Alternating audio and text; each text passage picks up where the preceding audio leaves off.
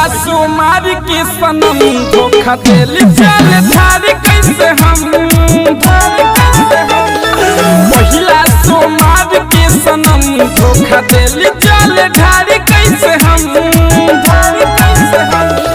सावन आवत बेवफा गइली बन धोखा देली जाल धारी कैसे हम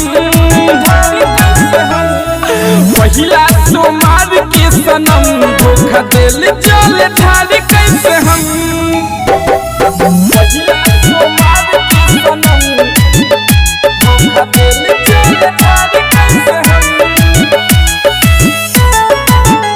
धोखा देली जाल धारी कैसे हम धारी कैसे हम भइल का रही बाबा हमसे कसूर बाबा हमसे कसूर की रहतारी दूर हमारा दिलवा के दूर बाबा दिलवा के दूर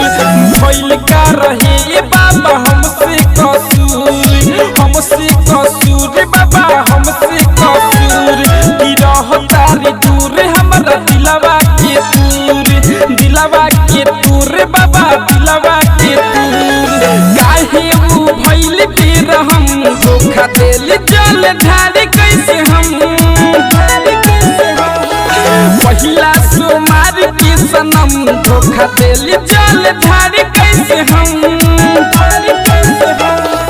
सावन आवत बेवफा गइली बन धोखा देली जाल धारी कैसे हम पहिला सोमार के सनम धोखा देली जाल धारी कैसे हम धोखा देली जाल धारी कैसे हम धारी कैसे हम राइटर विदेश प्यार में कइले नाचू के बाबा कइले नाचू फिर काहे देली बाबा दिलवा में दुखी बाबा दिलवा में दुख राइटर विदेश प्यार में कइले नाचू के बाबा कइले नाचू फिर काहे देली बाबा दिलवा में दुखी बाबा दिलवा में दुख सुकुलवा के कॉलेली पसंद धोखा देली जाल धारी कैसे हम पहिला सोमार के सनम धोखा देली जाल धारी कैसे हम